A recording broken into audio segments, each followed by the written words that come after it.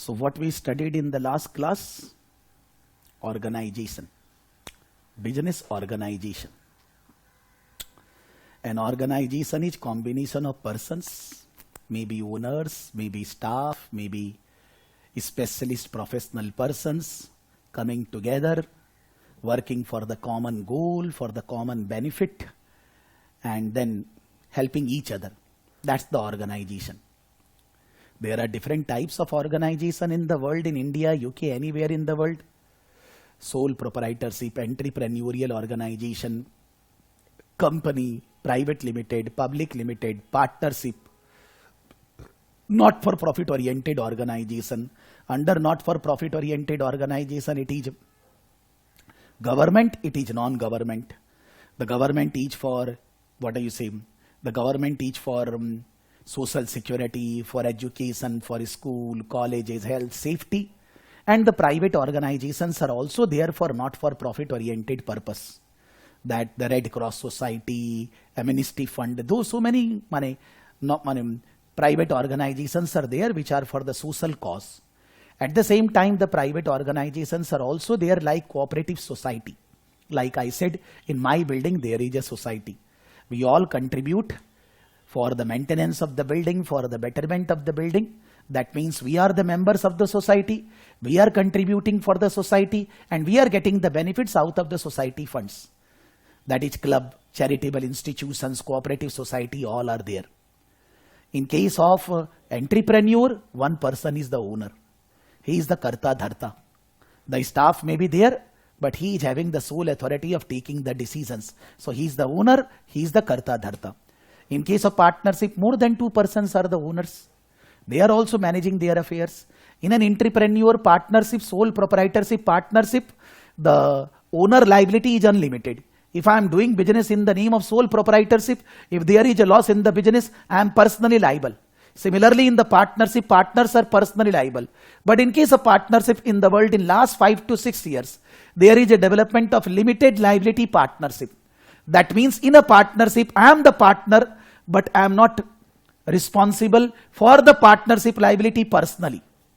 Limited liability partnership LLP has been developed in the world, in India, UK, US, everywhere. If we talk of company, the shareholders are the owners, they are not managing the company. The directors, the agents are managing the company. In a private company, you cannot issue shares to the public, it is only given to the private shareholders. In a public company, the shares are given to the general public, they are the shareholders, like I have the shares of Reliance Industries. But I am not controlling the business of Reliance Industries, not managing the business. Directors are managing. In a public limited company in India, we just need to mention Reliance Limited. For Saraf Academy, we need to mention Saraf Gurukul Private Limited. But in UK, it is reverse. In UK, for a private limited company, we just need to say limited. But for a public limited company, PLC, Google PLC, whatever. Google is from US. Any company from UK, it is a PLC. In case of non-government organization, government PSUs, we are the person who contribute with taxes, with our GST, income tax and all that. The government is using that money for the growth of the nation, for the development of the nation. Government don't have the objective of earning income, but government need to run their affairs by getting the money, donations and everything from the public. There are in the not-for-profit oriented private organizations also, charity, club, school, colleges, so many things are there. They don't have profit objective. They have also the non-government, they are the organization not by government, controlled by government, no, by the private persons for the benefit of the general community. In that there is a cooperative society, charitable trust are there, where they are for the benefit of their members, for the benefit of the management of the business of their members. That is the introduction in the subject, business organization. Why are the organization? What are the organization? Profit, not profit, private, public and cooperative society. Why the purpose of the organization? The different types of organization, their characteristics, their nature, their differences. And then you can say that explanation about all of them in short. I said that in the next class, First of all, we will be doing some questions relating to this. Simple questions, not difficult. And then we will be moving forward. So let's do some questions relating to this. Now, as I already said in the last class, and I always say, these are the materials of BT. In this, we are mainly concerned with exam kit and study text. You can use BPP also, but I will advise use exam kit of Kaplan and study text of Kaplan. Study text we will be using less because all the notes in the short form I am writing, I am preparing from so many resources, BPP, Kaplan, the tutor resources which is not there with the students, Google and all that, everything I am using. So for that reason, if you refer these notes, they are much better. But then you can refer this study text also if you want. Anything you want more detailed explanation, you can go in study text. The questions are there in the study text also within the chapter after every some explanation. And the questions are there in the exam kit also. In exam kit, there is only questions. So we can do the questions from both the places. If you find the questions are less, you can do the questions from BPP also. All these are there, uploaded in our Google Drive. The Google Drive link shared with all of you separately. Yes, day before yesterday when I took the class, that is this ACCA BT, I have already shared the Google Drive link. In this link, the same materials are there, which I am showing here in the folder. The same materials are there in the Google Drive.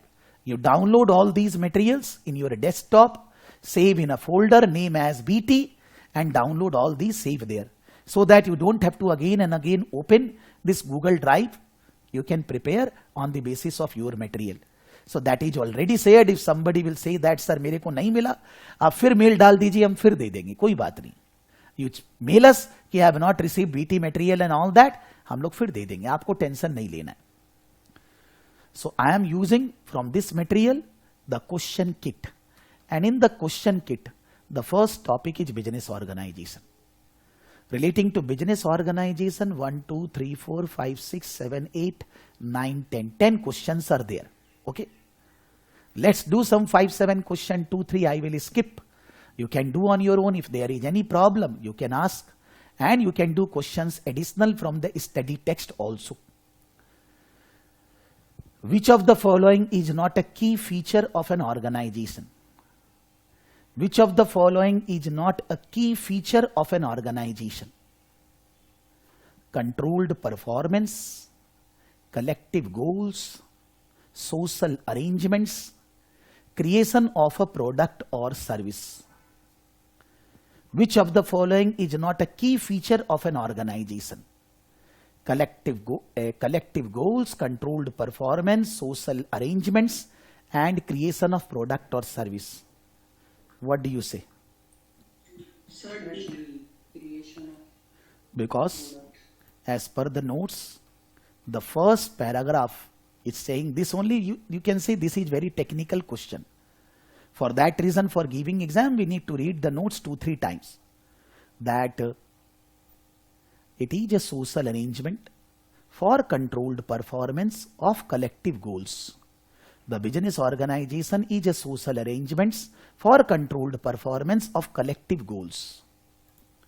So that is controlled performance is there, collective goals is there, social arrangements are there, but creation of a product or service is not there. Now we are not saying that the organization is not creating a product or service. We are not saying that. But that is not essentially to be key feature to classify as an as an organization. Like we are selling ACCA. ACCA product not created by me, by the ACCA Institute. SEMA, created by SEMA Institute.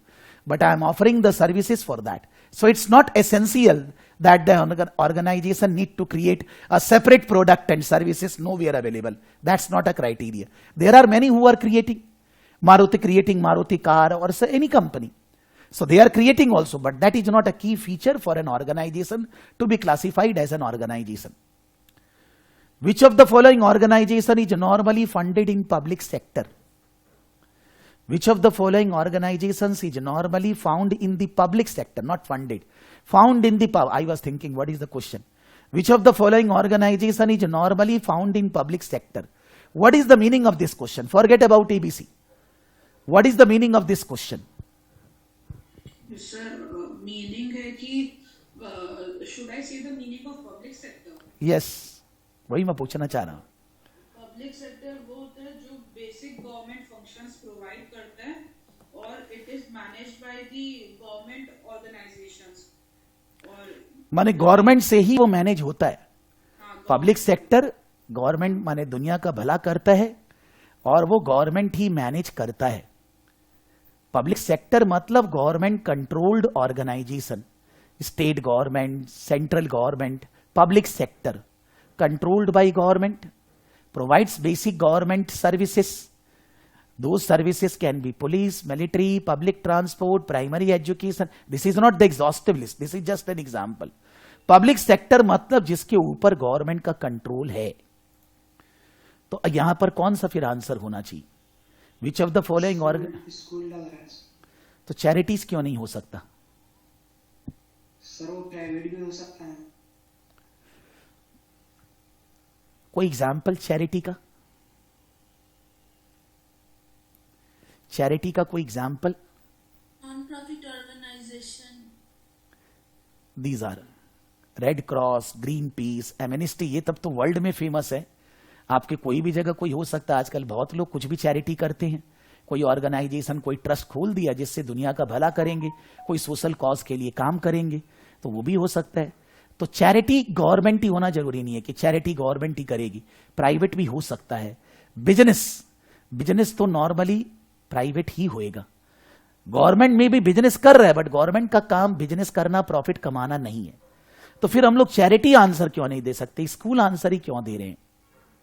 Sir वो normally school नहीं तो charity में भी तो government भी तो charity करती है ना, नहीं करती है क्या? क्या भाई? एक्चुअली हम लोग ऐसा बोलेंगे कि गवर्नमेंट चैरिटी कभी नहीं करती. गवर्नमेंट जो भी सर्विसेज प्रोवाइड करती है उस पे उनको फायदा नहीं चाहिए, प्रॉफिट नहीं चाहिए. चाहे वो स्कूल हो, चाहे वो हेल्थ केयर हो, चाहे वो पुलिस हो, चाहे वो मिलिट्री हो, गवर्नमेंट का काम है प्रॉफिट नहीं कमाना. लेकिन हम लोग ये नहीं बोलते कि गवर्नमेंट चैरिटी कर रही है. चैरिटी तो नॉर्मली प्राइवेट लोग ही करते हैं. प्राइवेट लोग चैरिटी करते हैं, गवर्नमेंट चैरिटी नहीं करता है. बिकॉज गवर्नमेंट चैरिटी करेगा तो पैसा चाहिए. पैसा तो हमारा ही है गवर्नमेंट के पास. तो मेरे को ही मेरा पैसा चैरिटी देकर क्या करेगा? तो गवर्नमेंट बेसिक जो सर्विसेज है जो देश को चलाने के लिए चाहिए, बेसिक एमिनिटीज, रोटी, कपड़ा और मकान, यू कैन से, वो सब गवर्नमेंट प्रोवाइड करती है at not for profit oriented objective.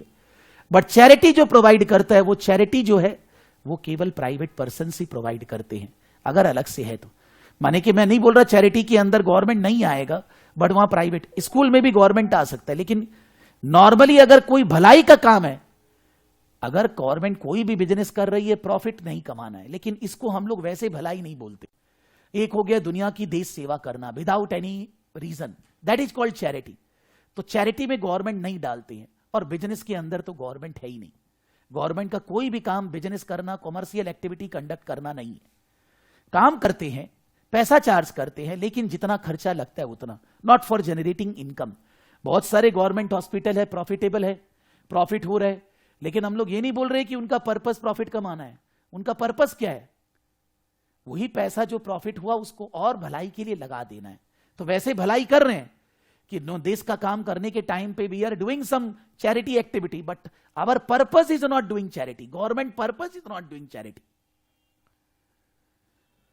The public sector is normally concerned with, फिर से पब्लिक सेक्टर आ गया, is normally concerned with making profit from sale of goods. ये तो पब्लिक सेक्टर का काम नहीं है. प्रॉफिट कमाना तो काम ही नहीं है उनका. Providing services to specific group funded from charitable donations. Providing service to specific groups funded from charitable donations हो सकता है. The provision of basic government services, raising funds by subscriptions from members to provide common services. यहां क्या होएगा? सी. B क्यों नहीं होएगा? D क्यों नहीं होएगा? ए तो नहीं होएगा. चलिए,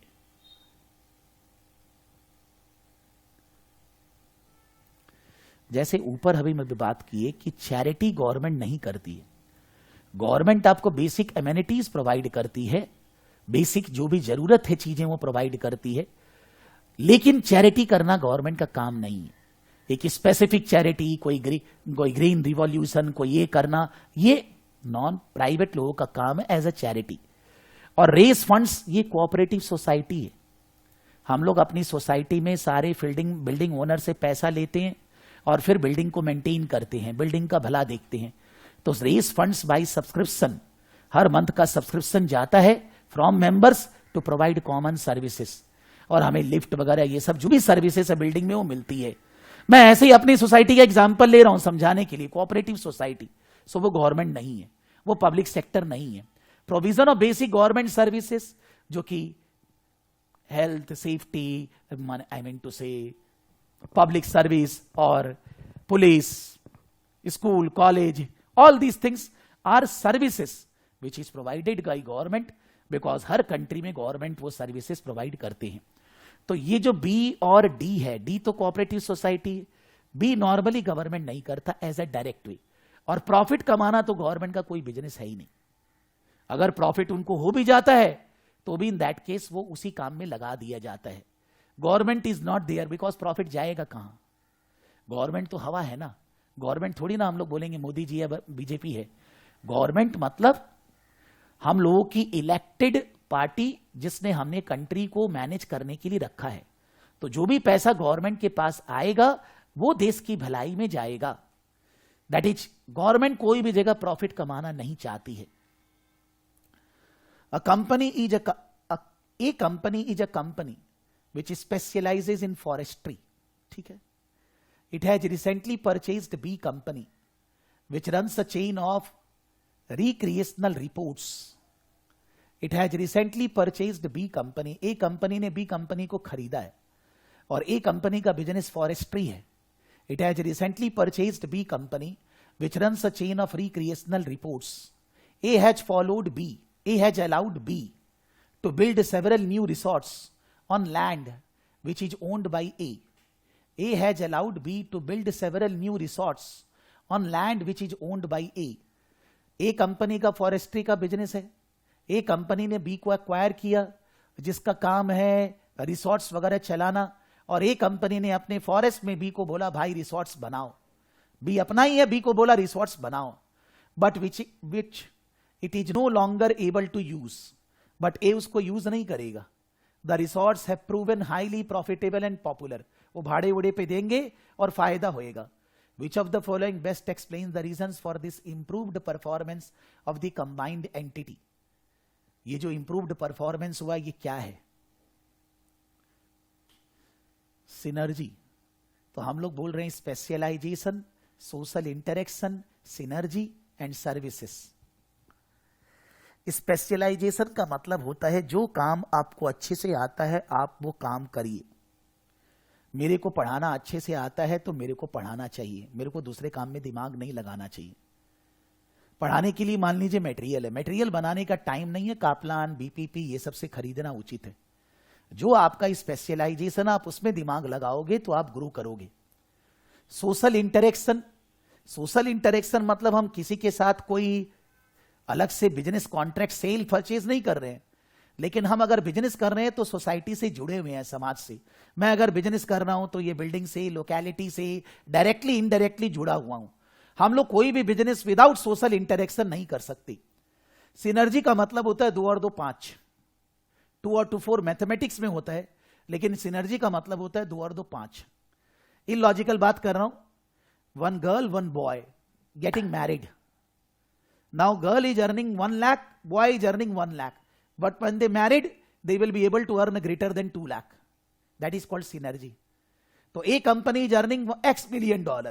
B company is earning Y $million. दोनों मिला के जब साथ में आएंगे तो X plus Y से ज्यादा अर्न करेंगे। बिकॉज A अपना जो नॉलेज है, जो रिसोर्सेस है वो B के ऊपर यूज करेगा, B अपना A के ऊपर, तो ज्यादा फायदा होएगा। तो यहां पर ए और बी अलग अलग बिजनेस था, दोनों साथ में आ गए, ए ने बी को टेक ओवर कर लिया, सिनर्जी लेकर आए, फायदा ज्यादा होने लग गया। सर्विस मतलब मान लीजिए मैं ट्यूशन प्रोवाइड कर रहा हूं, सर्विस।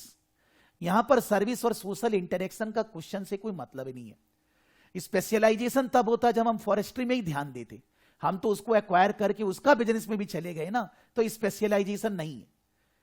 स्पेशलाइजेशन ये जरूर बोल सकते हैं कि बी कंपनी अपना स्पेशलाइजेशन ए में लगा रहा है, बट सिंस ये दोनों के मिलन से हुआ है तो इसको सिनर्जी बोलना ज्यादा उचित होगा.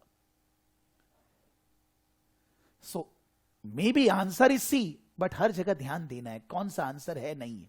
सबसे इंपॉर्टेंट बात यही है, जब आप क्वेश्चंस कर रहे हैं ये नहीं सोचना है कि ये आंसर मेरा आ गया ये नहीं आया. आप क्वेश्चन को 360 डिग्री सोचिए. जैसे एक क्वेश्चन अगर कर रहे हैं 10 हो रहा है, 10 कर रहे हैं 100 क्वेश्चन हो रहे हैं. लेकिन अगर केवल क्वेश्चन का आंसर मान लीजिए लगा दिए, पीछे से देख लिए, हो गया, then in that case exam में तो कोई भी नहीं आएगा, सब अलग आएगा, आप परफॉर्म नहीं कर पाएंगे. आपको लगेगा एग्जाम का पेपर डिफिकल्ट है, बट अगर क्वेश्चन करते वक्त पूरा तरह से ठीक से सोच नहीं रहे तो एग्जाम का पेपर डिफिकल्टी लगना है. Which of the following statement regarding limited company is correct? Which of the following regarding limited company is correct? Limited मतलब यूके में तो होता है प्राइवेट लिमिटेड, और पब्लिक लिमिटेड के लिए पीएलसी. पीएलसी लिखना जरूरी है, public limited company PLC. India में उल्टा है, इंडिया में पब्लिक लिमिटेड कंपनी के लिए वर्ड लिमिटेड, लेकिन प्राइवेट लिमिटेड के लिए प्राइवेट लिमिटेड लिखना जरूरी है, पीवीटी एलटीडी.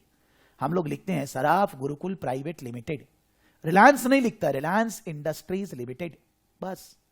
तो यूके की बात हो रही है, इंडिया की बात नहीं हो रही है. Limited company, which of the following statement regarding limited company is correct? तो ये प्राइवेट लिमिटेड तो लिखा नहीं है, इसका मतलब माने पब्लिक लिमिटेड तो लिखा नहीं, इसका मतलब प्राइवेट है. प्राइवेट मतलब दुनिया से पैसा फैसा नहीं ले सकते. Public limited companies have access to wider pool of finance than partnership और सोल प्रो ट्रेडर्स. ये लैंग्वेज तो सही है, लेकिन मेरे को लगता है ये आंसर नहीं है. देखते हैं आगे, because question is regarding limited company. Both public and private limited companies are allowed to sell shares to the public. ये तो रॉन्ग है. Only public limited company are allowed to sell shares to the public. Companies are always owned by many different investors.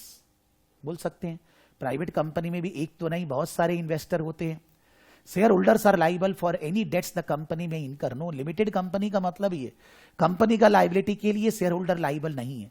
तो D wrong है, B wrong है, बचा A और C. A में public limited companies have access to wider pool of funds than partnership और sole traders. ये language सही है. Public limited companies have access to wider pool of finance than partnership और sole traders. ये language गलत नहीं है. Companies are always owned by many different investors, ये भी सही है. तो आंसर सी क्यों होगा, ए क्यों नहीं होएगा? रौनक जी.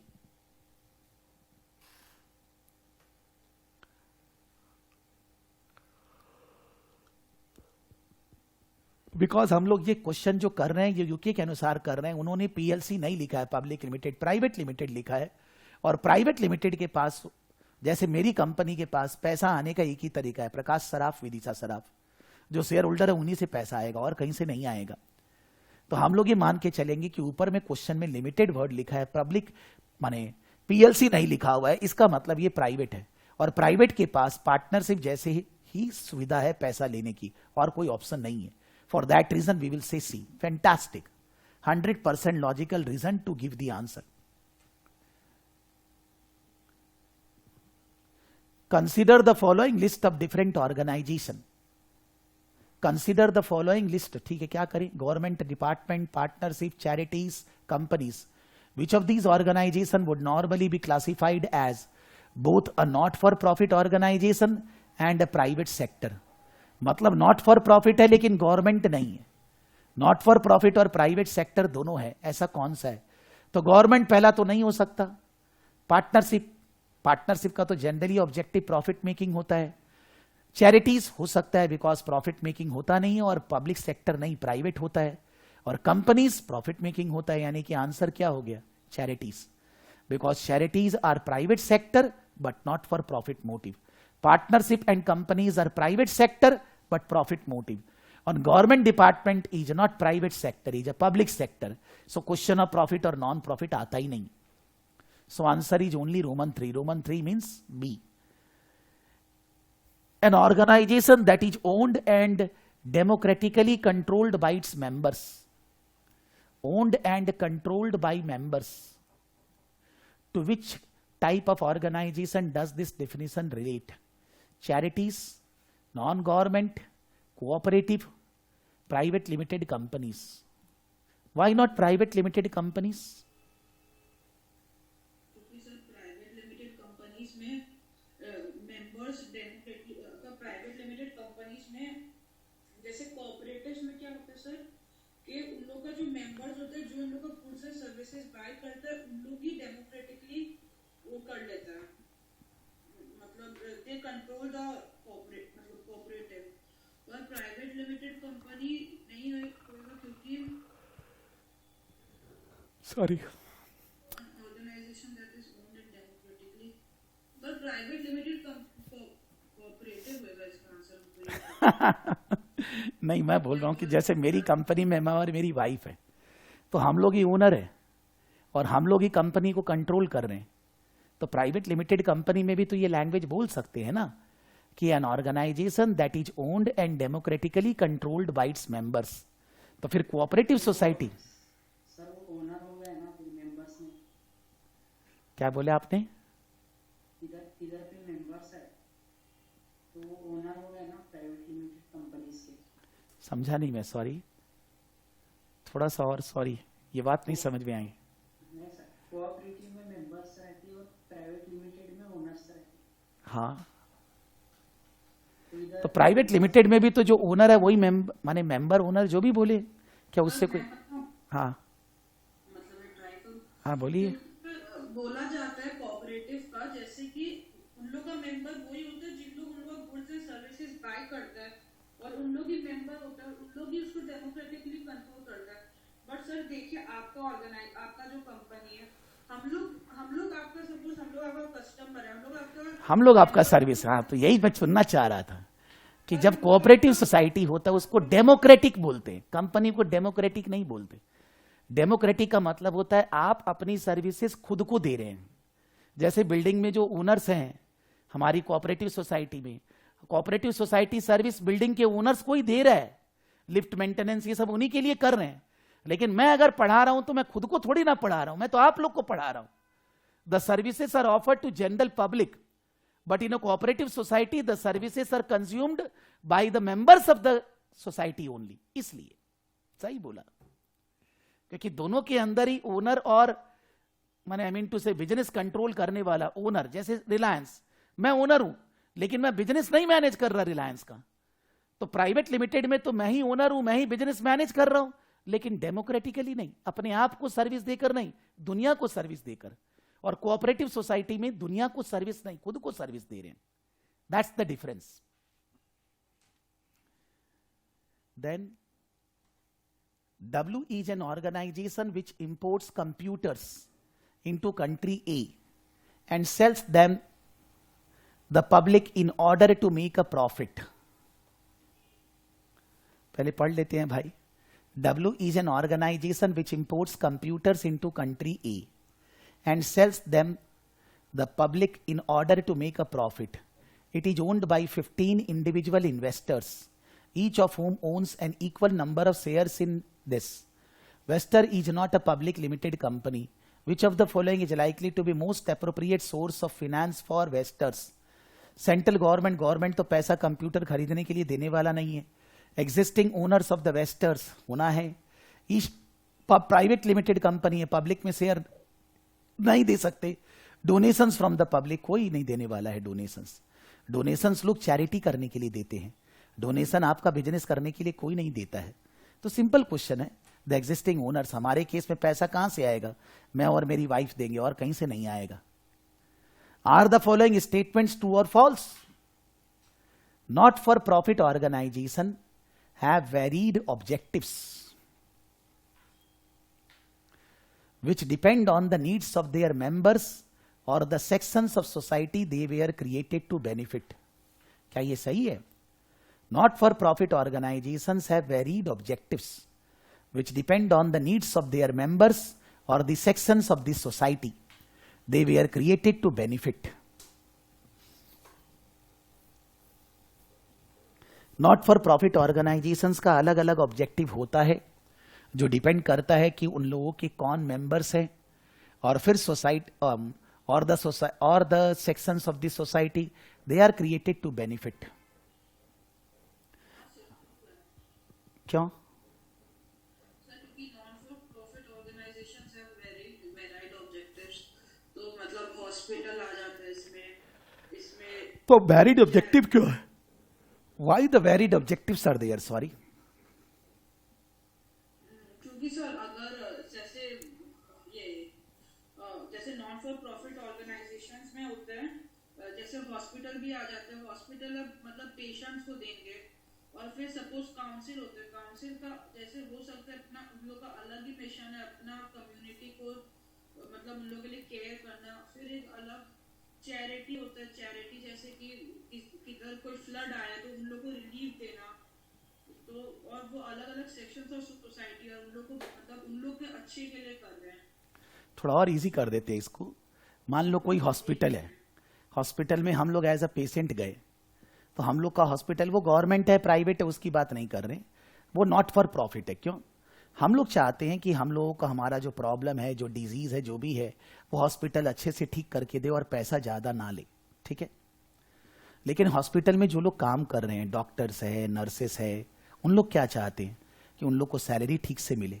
तो अगर हम लोग उनको माने हॉस्पिटल को अगर पैसा ठीक से नहीं देंगे तो इन दैट केस नर्सेस, डॉक्टर्स वगैरह को पैसे कहां से मिलेंगे? मेरा ऐसा बोलना है कि स्कूल है, कॉलेज है, हॉस्पिटल है, मान लेते हैं कि जिसको हम लोग सर्विस दे रहे हैं हमें उनसे पैसा मिल रहा है, हमें उनका काम ठीक से करना है।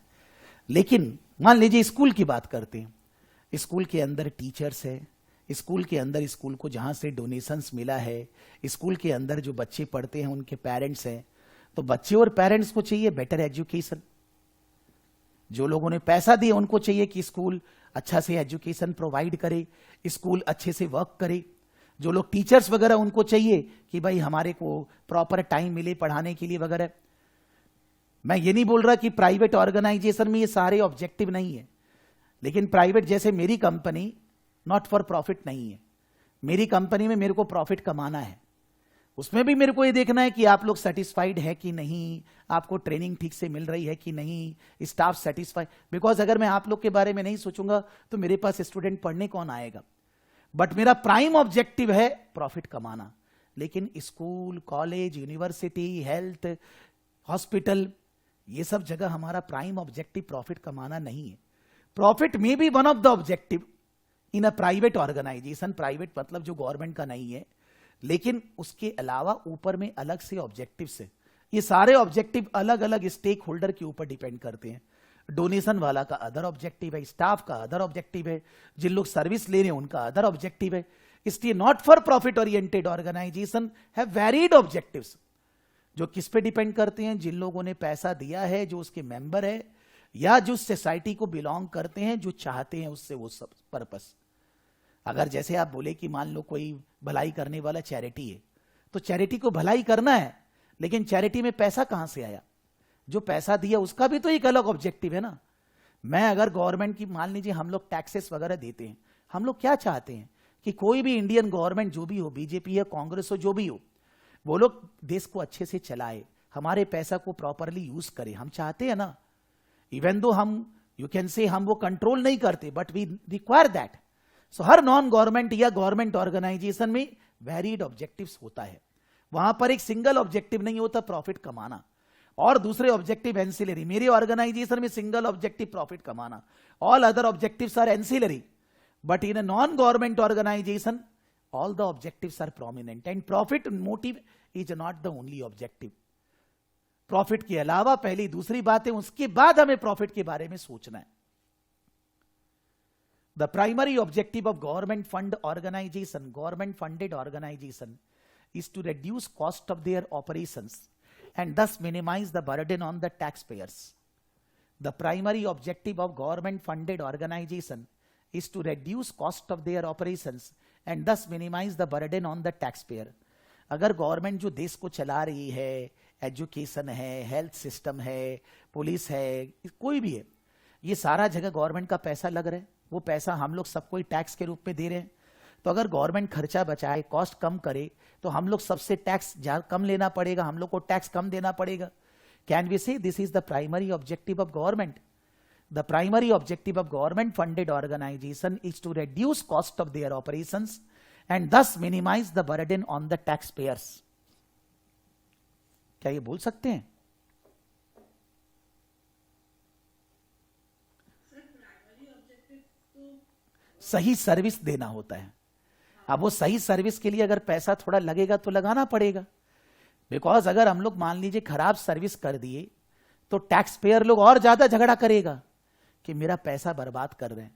मान लीजिए इंडिया ओलंपिक खेलने जा रहा है, कोई नेशनल गेम हो रहा है, इंडिया क्रिकेट खेलने जा रहा है, मे बी वैसे तो क्रिकेट के अंदर जो बीसीसीआई है वो प्राइवेट है, उसका गवर्नमेंट से पैसा नहीं आता है, बहुत पैसा आता है उसके पास अलग से, बट फिर भी जितने भी गवर्नमेंट ऑर्गेनाइजेशन है अगर वो केवल पैसे कम करने में ध्यान दें तो इन दैट केस सर्विस का क्वालिटी खराब कर देंगे, कुछ नहीं काम होएगा, ना सोशल सिक्योरिटी होएगा, ना हॉस्पिटल होगा, ना एजुकेशन होएगा।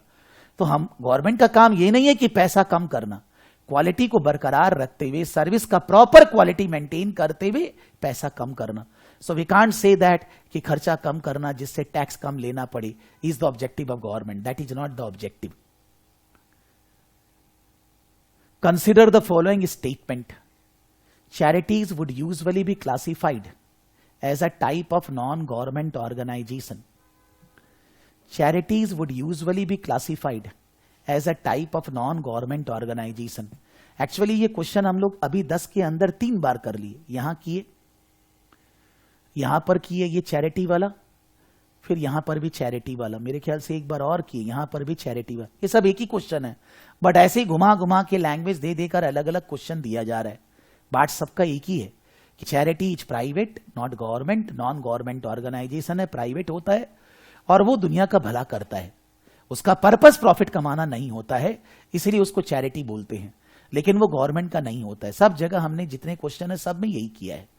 मे भी हो सकता है कि स्टूडेंट लोग एग्जाम में इसका मिस्टेक करते हैं, वो चैरिटी को गवर्नमेंट समझ लेते हैं और जिसके कारण आंसर रॉन्ग हो जाता है। तो ये लोग यहां ये फोकस करा रहे हैं क्वेश्चंस के अंदर कि चैरिटी मतलब गवर्नमेंट नहीं होता है।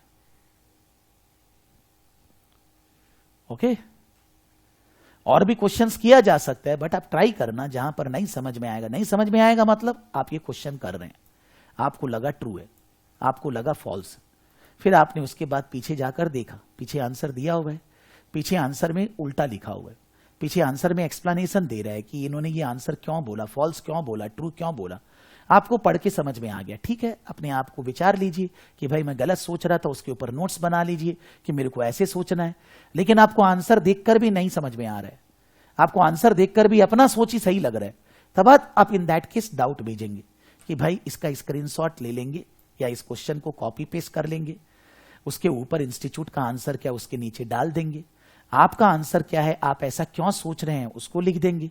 आप क्लास में हो नहीं हो, मैं आपका मेल खोलकर और क्लास में उसे डिस्कस कर दूंगा। तो ये क्लास के साथ साथ ही कर लेंगे तो ज्यादा बेटर रहेगा, जिससे कि बाद में टेंशन नहीं लेना पड़ेगा।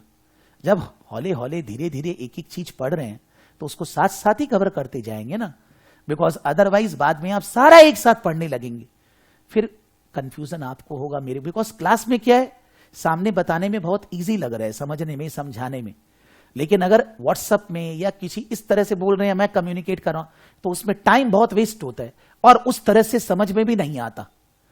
और दूसरी बात, जब क्लास कर रहे हैं तो मैं तो कोई क्वेश्चन छोड़ नहीं रहा, मैं तो मोटा मोटी क्वेश्चन करा ही रहा हूं। अब अगर कोई भी स्टूडेंट थोड़ा एक जन भी क्लास में सीरियस हो जाए और वो क्वेश्चन जो भी डाउट पूछ ले, तो आप अगर प्रॉपरली रिकॉर्डिंग करोगे डाउट आएगा ही नहीं। आएगा कैसे? चैप्टर समझे हैं, क्वेश्चन सॉल्व किए हैं, क्वेश्चन के ऊपर मैंने डिस्कशन किया है, अगर न्यूमेरिकल है तो मैंने कैलकुलेशंस अपना स्लाइड में किया है। ऑब्वियसली मैं ये टॉपिक कल पढ़ाया, क्वेश्चंस कल थोड़ी ना किए, क्वेश्चन आज कर रहे हैं।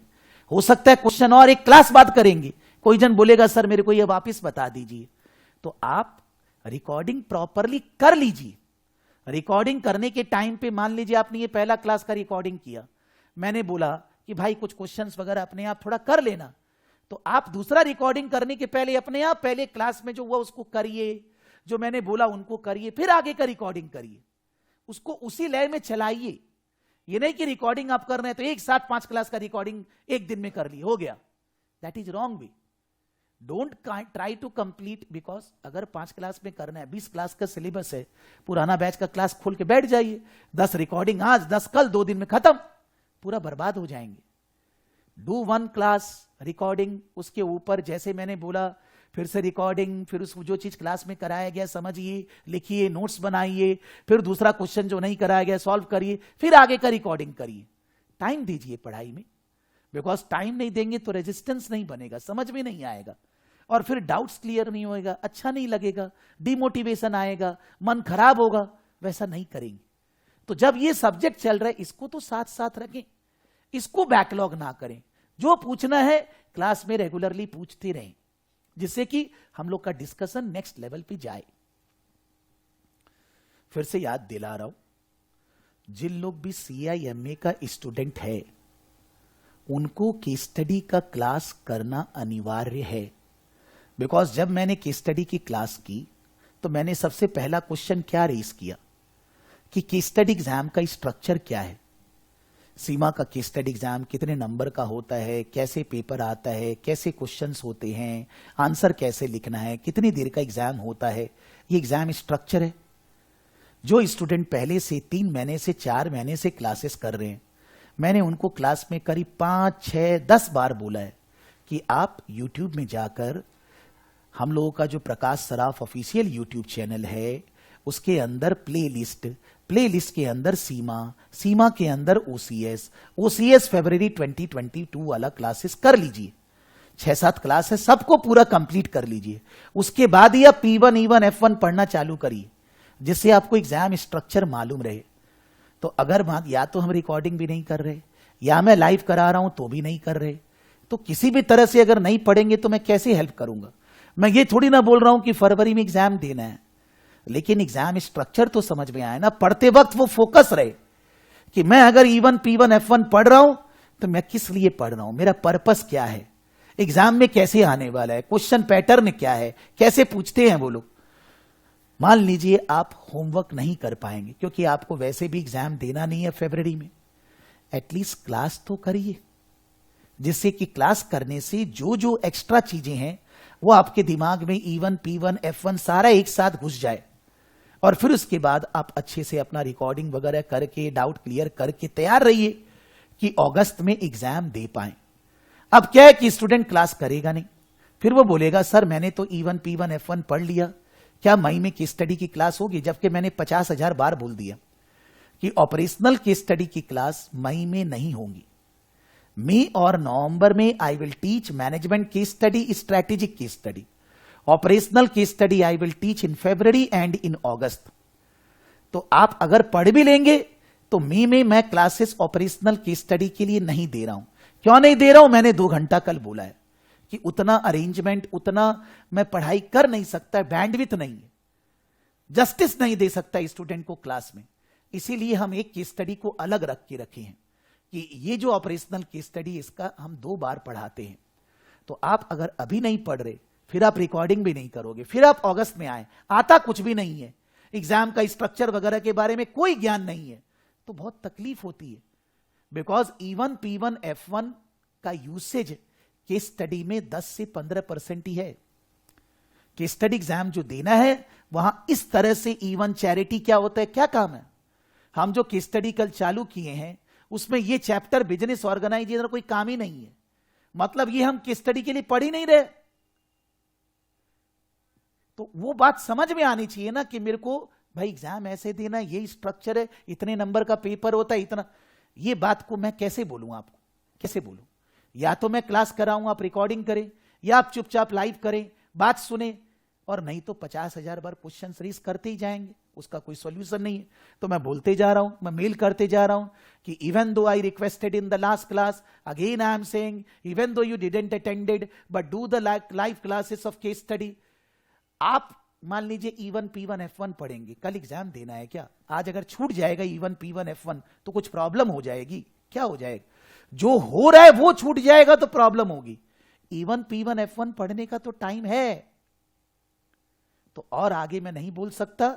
स्टूडेंट को क्लास केस स्टडी का करना है, जो नहीं किए हैं सीमा वाले, लास्ट क्लास का रिकॉर्डिंग करके नेक्स्ट वीक थर्सडे के लिए तैयार रहिए। क्लास का शेड्यूल आपको मेल में दिया जा चुका है, बार बार नहीं पूछेंगे, और बातों को मानिए जो मैं एडवाइस कर रहा हूं, और मर्जी आपकी है भाई। तो आगे बढ़ते हैं, किसी को कुछ पूछना है, कुछ बोलना है, एनीथिंग टू आस्क?